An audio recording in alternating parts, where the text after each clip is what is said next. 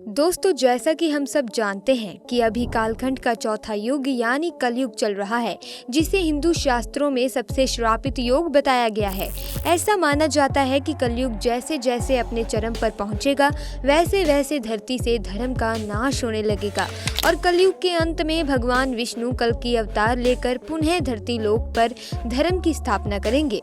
लेकिन आज की इस वीडियो में हम आपको बताएंगे कि महाभारत काल मतलब द्वापर युग में भगवान श्री कृष्ण ने कलयुग के बारे में ऐसी कौन कौन सी कड़वी सच्चाई बताई थी जिसे अधिकतर लोग नहीं जानते हैं। इसीलिए इस वीडियो के अंत तक बने रहें हमारे साथ, ताकि आप भी ये जान सकें कि श्री कृष्ण के अनुसार कलयुग कैसा होगा। दोस्तों, अगर देखा जाए तो महाभारत सिर्फ हिंदुओं का धर्म ग्रंथ नहीं है, बल्कि इस ग्रंथ के अनुसरण से सारी मानव जाति को जीवन का संपूर्ण ज्ञान मिल सकता है, क्योंकि महाभारत में मनुष्य से जुड़े ऐसा कोई विषय नहीं है जिसका वर्णन इस धर्म ग्रंथ में न किया गया हो। उन्हीं में से एक प्रश्न का वर्णन आज के समय यानी कलयुग से जुड़ा हुआ है। महाभारत के अनुसार एक बार युद्ध क्रीड़ा में सब कुछ हारने के बाद पांचों पांडवों को वनवास जाना पड़ा था। तब उन्होंने श्री कृष्ण से कहा, वासुदेव, दिवित में अपना सब कुछ गंवाने के बाद हम पांचों भाई द्रौपदी के साथ वन जा रहे हैं, लेकिन हम सभी के मन में एक प्रश्न उठ रहा है, क्या आप उसका समाधान कर सकते हैं? ये सुनकर श्री कृष्ण बोले, ये तो इस बात पर निर्भर करता है कि तुम सभी मुझसे क्या जानना चाहते हो। तभी युधिष्ठिर बोले, हे कृष्ण, जैसा कि आप जानते हैं कि द्वापर युग का अंत निकट आ चुका है, कृपया करके हमें ये बताइए कि इसके बाद आने वाला युग यानी कि कलयुग कैसा होगा और कलयुग में मनुष्य कैसे होंगे। ये सुनकर श्री कृष्ण बोले, पहले तुम पांचों भाई वन जाओ और जो कुछ भी दिखे वे आकर मुझे बताओ, फिर मैं तुम्हें सभी प्रश्नों का जवाब दे दूंगा। फिर पांचों भाइयों ने जो वन जाकर देखा उसे देखकर वे चौंक गए। फिर शाम को आकर पांचों भाइयों ने एक एक करके श्री कृष्ण को बताया कि उन्होंने क्या देखा। नंबर 1, युधिष्ठिर ने श्री कृष्ण को बताया कि जब हम पांचों भाई वन पहुंचे तो अलग अलग दिशा में जाने लगे। तब मैंने देखा कि एक हाथी के 2 सूंड हैं और ये देखकर मैं तो हैरान रह गया। तब श्री कृष्ण ने युधिष्ठिर से कहा कि कलयुग में ऐसे लोगों का राज होगा जो बोलेंगे कुछ और करेंगे कुछ और। कलयुग के साथ साथ अपनी प्रजा का शोषण करेंगे। मतलब यह है कि कलयुग में शासकों के लिए आम लोगों का कोई महत्व नहीं होगा, वे तो बस राज करने के लिए शासक होंगे।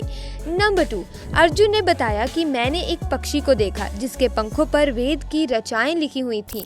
वे मरे हुए जानवर का मांस खा रहा था। ये सुनकर श्री कृष्ण अर्जुन से बोले, इसका ये मतलब हुआ कि कलयुग में ऐसे लोग होंगे जो बड़े ज्ञानी कहलाएंगे, लेकिन उनके आचरण राक्षसी होंगे और कलयुग के मनुष्य धन और संपत्ति के लोभी होंगे। उनके पास बहुत सा ज्ञान क्यों ही ना हो और कलयुग में हर जाति धर्म के प्रमुख पद पर बैठे लोग विचार करेंगे कि कब इसको इस पद से हटाया जाए और हम सब उस पर बैठ जाएं और बहुत कम लोग ही महापुरुष और संत होंगे। नंबर 3, भीम ने कृष्ण को बताया कि मैंने देखा एक गाय ने अपने बछड़े को जन्म दिया, लेकिन वे अपने उस बछड़े को इतना चाट रही थी कि बछड़ा बेचारा लहूलुहान हो गया, जिसे देखकर मेरे तो होश ही उड़ गए कि भला कोई माँ अपने बच्चे के साथ ऐसा कैसे कर सकती है। तो श्री कृष्ण ने भीम से कहा, इसका ये अर्थ हुआ कि कलयुग की माताएं अपनी संतान पर इतनी ममता बरसाएंगी कि बच्चों को खुद का विकास करने का मौका ही नहीं मिलेगा, जिसके कारण वे मोह माया में पड़कर बर्बाद हो जाएंगे। और जब किसी का बेटा घर छोड़कर साधु बनेगा तो हजारों व्यक्ति दर्शन करेंगे, लेकिन किसी का अपना बेटा जब साधु बनेगा तो सभी रोएंगे कि मेरे बेटे का क्या होगा।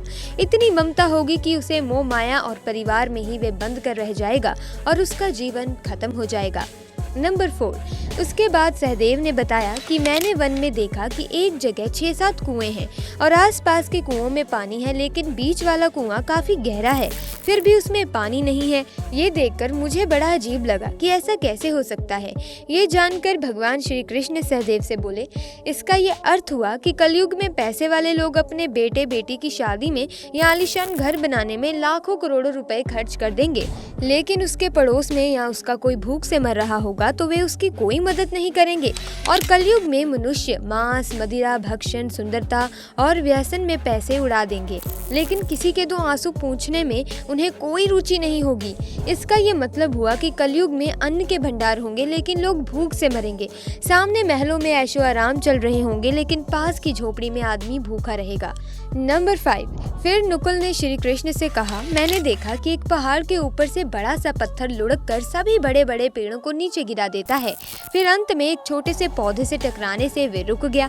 ये देखकर श्री कृष्ण नकुल से बोले, इसका ये तात्पर्य है कि कलयुग में मनुष्य के अमल नीचे गिर जाएंगे, यहाँ मनुष्य का जीवन पतित हो जाएगा और ऐसे में मनुष्य का जीवन धन की शीला उसे नहीं रुकेगा, ना ही सत्ता के वृक्षों से रुकेगा, लेकिन हरि नाम और हरि कीर्तन के एक छोटे से पौधे से मनुष्य का जीवन पतित होने से रुक जाएगा। मतलब कलयुग में जो मनुष्य धन के लोभ को छोड़कर हरि का नाम जप करेगा उसे कोई कष्ट नहीं होगा और मृत्यु के बाद उसे परमेश्वर अर्थात मेरे चरणों में जगह मिलेगी।